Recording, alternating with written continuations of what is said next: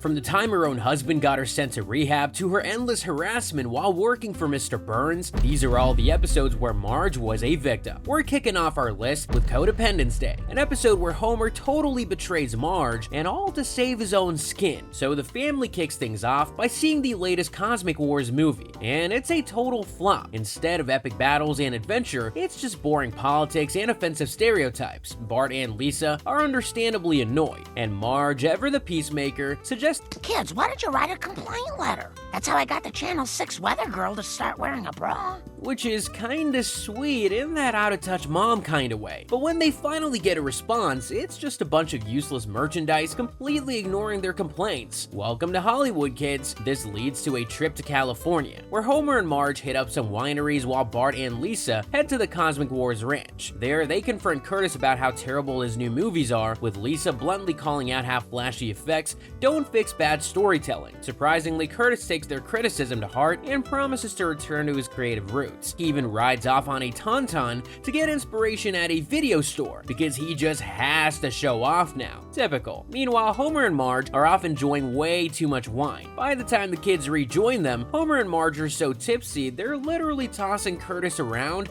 like a football, with Moe accidentally opening a priceless bottle of wine, realizing its value too late, and crying into a lost Shakespeare manuscript. Eventually, though, things get messy. Marge wakes up with a brutal hangover and decides they need to stop drinking. Homer agrees, at least until an Oktoberfest rolls around. Marge tries to stay sober, but temptation wins, and soon enough, both she and Homer are drunk again. Why do people worry about stuff? It's all gonna work out.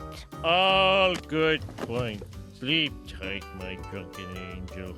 On the way home, Homer overturns the car, but instead of taking responsibility, he frames Marge as the driver, which is an insane thing to do no matter who you're with. The cops arrest her while Homer just lets it happen. Honestly, she should have divorced him from that very moment. Marge ends up in rehab thanks to Barney's suggestion, and Homer, feeling guilty, eventually confesses. Marge, understandably furious, doesn't let him off the hook easily. Well, actually, she does, but she acts like she isn't. With the help of her fellow patients, she realizes that she values her relationship with Homer more than drinking, even though he's the entire and only reason she ended up in this mess. In the end, she forgives him and they return home together. This next episode tests Marge's polite good nature by forcing her to deal with Mr. Burns' increasingly inappropriate romantic interest. In the episode, Marge gets a job. So the side of the Simpsons house is literally sinking and they need $8,500 to fix the foundation, which of course they do not have. Homer is against any real solution that would require effort, the half-ass approach to foundation repair. But Marge, she steps up and gets a job at the nuclear power plant. The job used to belong to some guy named Jack Marley, who retired, aka was bullied out of the job. So Mr. Burns could throw himself a party. Right away, things take a turn for Marge. Burns spots her on the security cameras and is immediately smitten, in a very creepy kind of way. Suddenly, he's doing all these weird morale boosters at the plant, like Funny Hat Day and blasting Tom Jones music. Marge is just trying to do her job, and now she has a billionaire stalker micromanaging her life, and all because he just can't envision anyone else being with her. I want you to arrange a party for two at my estate. Marge,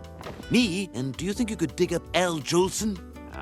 Do you remember we did that once before? Meanwhile, Bart's faking sick to dodge a test again, but Mrs. Crabapple is so over his nonsense. Back at the plant, Burns goes full-on predator mode and literally kidnaps Tom Jones to serenade Marge, thinking this will win her heart. Marge obviously isn't into it and reminds Burns she's married. Instead of respecting her boundaries, he fires her in a fit of rage. When Marge threatens to sue, she hires Lionel Hutz. My god, she may well have just not bothered. He flees the scene as soon as Burns' team of actual lawyers shows up, leaving Marge to fend for herself. He left his briefcase. Hey, it's full of shredded newspapers. Homer finally steps in, standing up for her against Burns, which somehow touches the old man's shriveled heart. Honestly, this isn't really in character for Burns, but I'll allow it. I mean, people were actually listening to her for once, which is not the case for this next episode, Marge versus the Monorail, in which Marge's logic and reason is totally dismissed because a con man can sing. So the episode opens with Mr. Burns citizens, getting busted for dumping nuclear waste, and fined $3 million.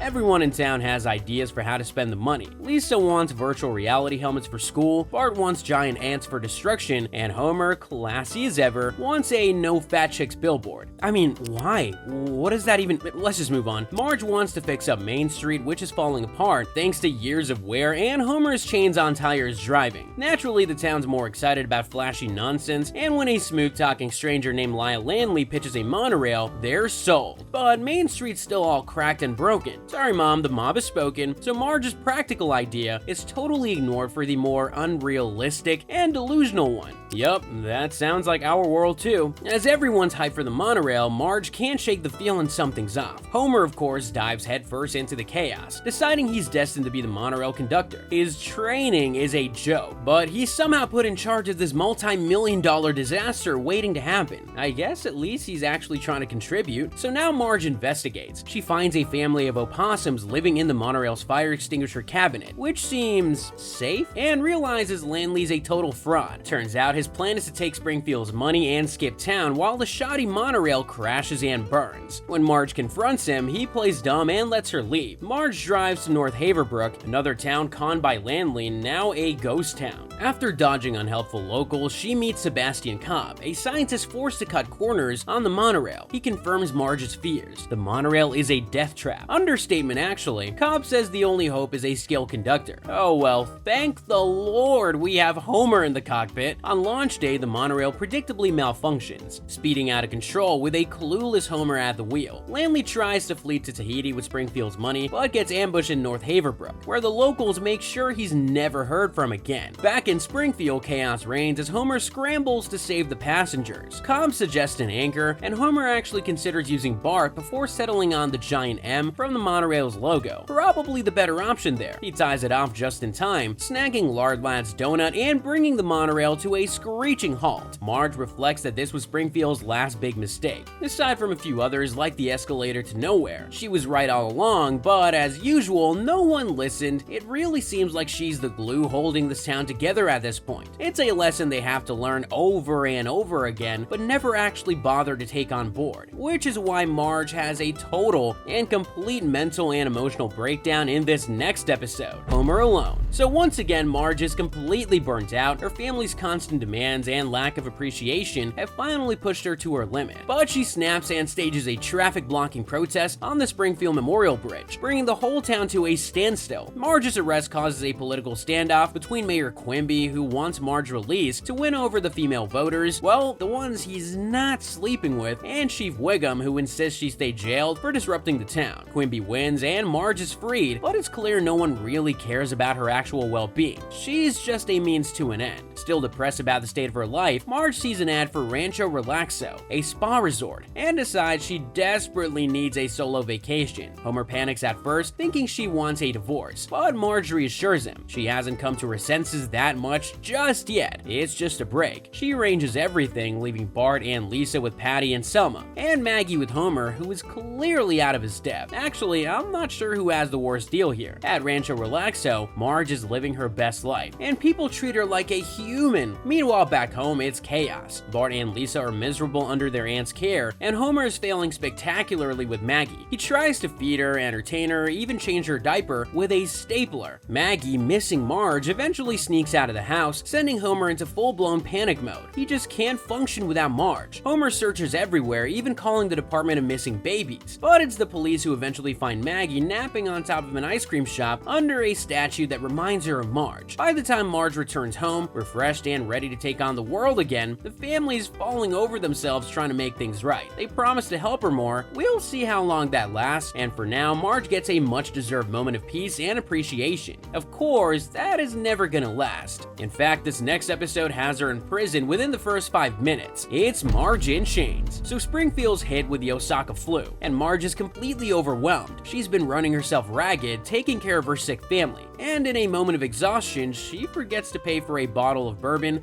at the Quickie Mart. The whole thing spirals ridiculously fast. Marge is treated like a dangerous criminal. Marge tries to make the best of her situation in prison, making friends with her cellmates and adapting to her new reality. But Springfield completely falls apart without her. Homer is useless at managing the house, which turns into a disaster zone. No surprise there, Ellen Lovejoy's bake sale tanks because no one can make Marge's famous marshmallow squares, leaving the town $15 short of funding a statue of Abraham Lincoln. They end up settling for a statue of Jimmy Carter, which the townsfolk hate so much that they riot, literally using the Carter statue as a battering ram. He's history's greatest monster. The chaos escalates to the point where even Maud Flanders admits the town needs Marge back. Turns out she's not so bad after all. When Marge comes home, the town is so relieved that they unveil a statue in her honor. Except it's just the Jimmy Carter statue with Marge's iconic blue hair slapped on top. Still better than history's greatest monster. In the end, Marge is back where she belongs. It's a happy ending, but seriously, Marge deserves way better after being so unfairly treated by, well, everyone. And all over one bottle of bourbon too. Fortunately, Marge is not reckless enough to actually do anything criminal, but other people are more than willing to break the law in her name. Like in this next episode, The Twisted World of Marge Simpson. At a Springfield Investorettes meeting, Marge admits she's hesitant to spend money on investing. Of course, they immediately kick her out. Lisa convinces her to take a chance anyway. And at a franchise expo, while the Investorettes snag the flashy Fleetapita business, Marge picks the smaller, humbler pretzel wagon. And by humble, I obviously mean broke. It's run by this charming guy named Frank Ormond, whose outdated promo video gives her just enough hope to get started. Again, common sense and Marge, not friends. With the family pitching in,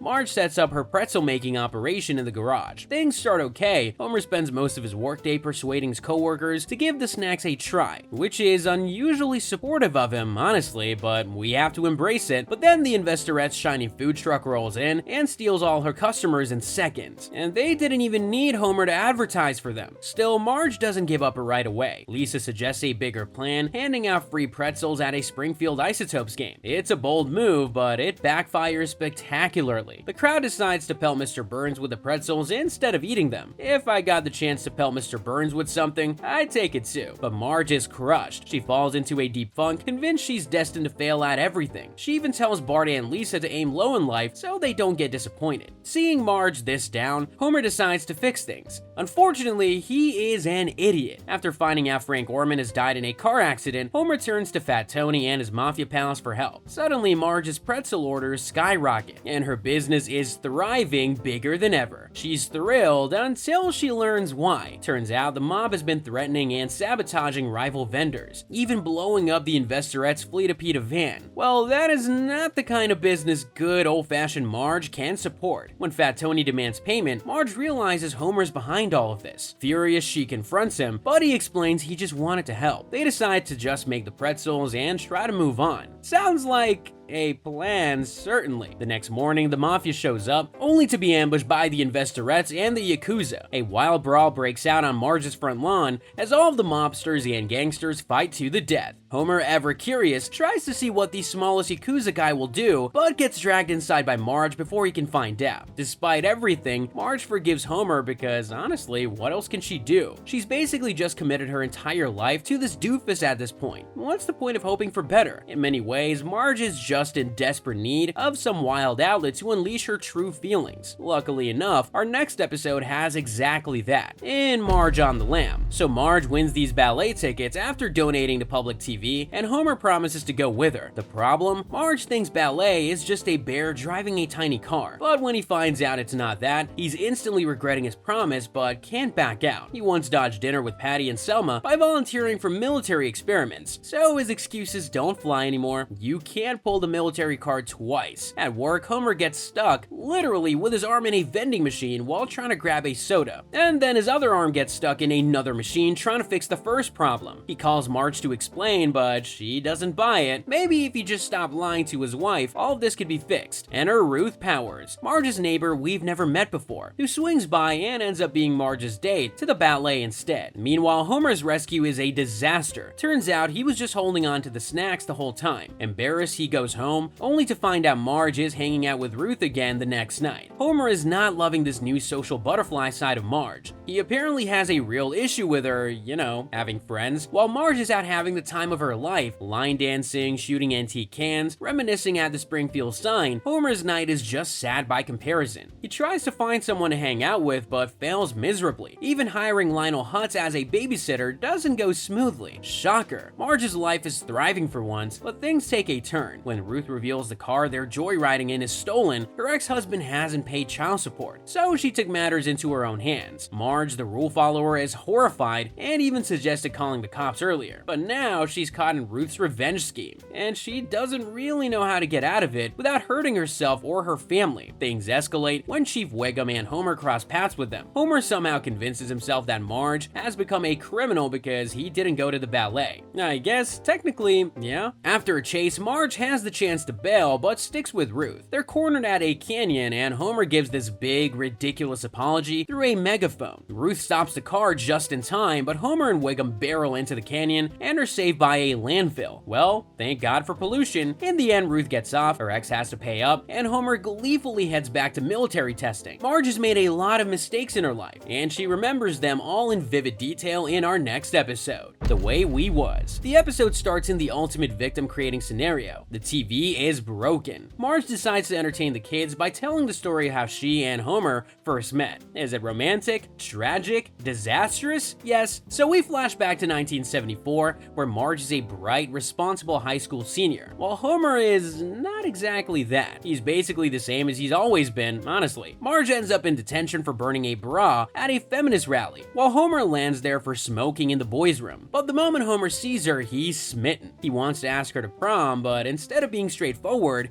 he gets bullied by Artie Ziff and even his teacher for daring to hope. He simply is not good enough for her, which is what I said throughout this video, and now I feel bad. To get closer to Marge, Homer joins her debate team, but he sees that she's more into Artie, the smooth-talking genius, and creep, but that's a whole other point. Homer is not deterred. He tries again, pretending he needs French tutoring. Marge is sweet enough to help and even accepts his invite to be his prom date, but when she realizes he lied about studying French just to get close to her, she's furious. He lied to her too much. With no sleep and lots of stress, Marge tanks her debate team performance, but Artie swoops in asking her to prom. She accepts, thrilled to finally have the man of her dreams joining her on this special night. Homer, meanwhile, obliviously shows up at her house in a limo, only to get humiliated by Patty and Selma, and even worse, by Artie arriving as the actual date. Still, Homer stubbornly goes to the prom solo, awkwardly snapping a photo alone and watching Marge and Artie crown prom royalty. It's actually kind of heartbreaking. Marge later finds Homer crying in the hallway, where he pours his heart out, saying he's sure that they're meant to be together. Marge feels so bad for him, but still tells him he's wrong. She leaves with Artie, who then ruins everything by getting way too handsy. Disgusted, Marge demands he take her home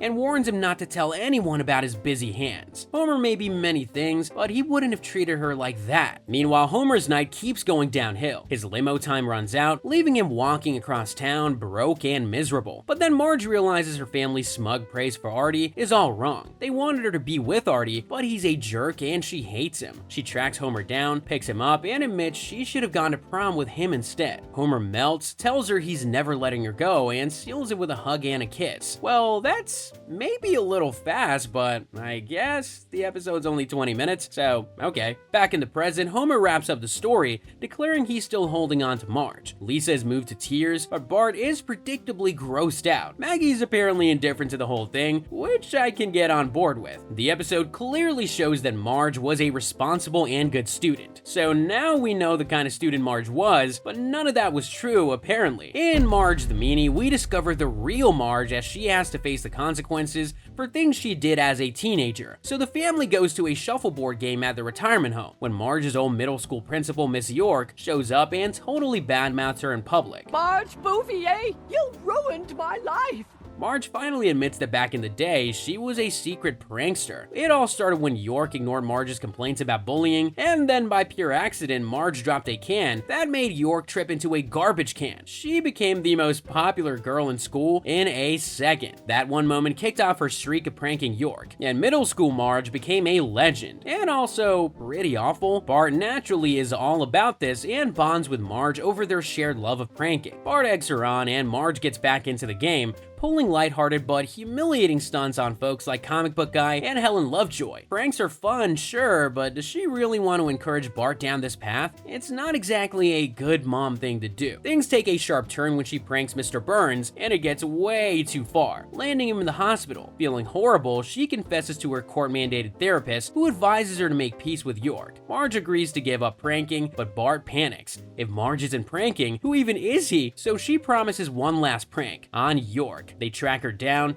and Marge apologizes with a bouquet of flowers that sprays blue paint all over York's face. It's a pretty solid classic prank. But then York keels over, seemingly dead. Wiggum shows up, threatening to send Bart and Marge to juvie and prison. Bart is terrified and swears off pranking forever, only for York to pop up alive and well. Turns out she and Marge teamed up to teach Bart a lesson. Back at home, Marge and Bart agree to retire from pranking. But of course, it's not that simple. Bart quietly tapes a "The End" sign on Marge's back, thinking he's outsmarted her. But Marge has the last laugh, with an "It Never Ends" sign on his. Who's the prank master now? I have no idea, but she's kind of a sketchy mom in all this. Then again, everybody can make mistakes now and then. Unfortunately, she's the one usually being affected by others. Like in The Last Temptation of Homer, where Homer once again considers cheating. Springfield is a mess, and Marge, bless her, is caught in the middle of it all. It starts with Bart pulling a prank at school, which leaves the teachers unable to squeeze out of their cars. Actually, pretty smart, not gonna lie. Mrs. Crabapple punishes him by making him answer every question for the rest of the year. But Bart can't even read photosynthesis on the chalkboard because it turns out his eyesight is terrible. Dr. Hibbert ends up diagnosing Bart with a lazy eye and a laundry list of issues, turning him into a certified nerd overnight. Thick glasses, orthopedic shoes, the whole 9 yards. He is a dweeb. Naturally, the bullies are ruthless, and Bart's miserable, getting treated the way he treated everyone else. Meanwhile, Homer and his buddies almost cause a nuclear meltdown at the power plant using a claw to grab a worker's butt. Instead of installing a real emergency exit after the scare,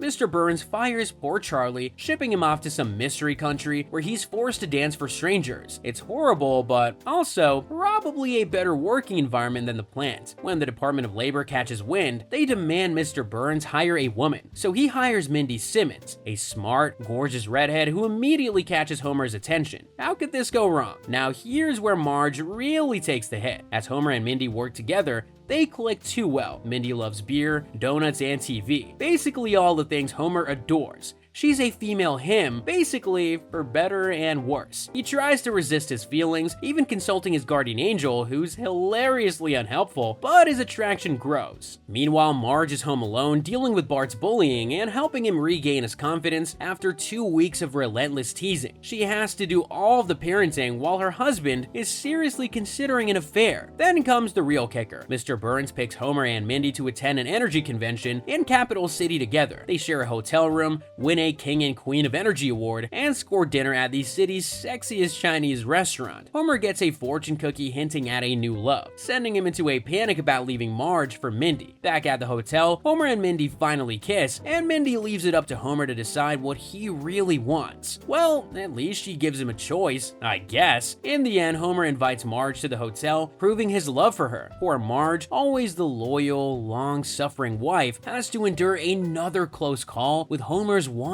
heart. It's a small win for their marriage, but let's be real here. Marge deserves so much better than this.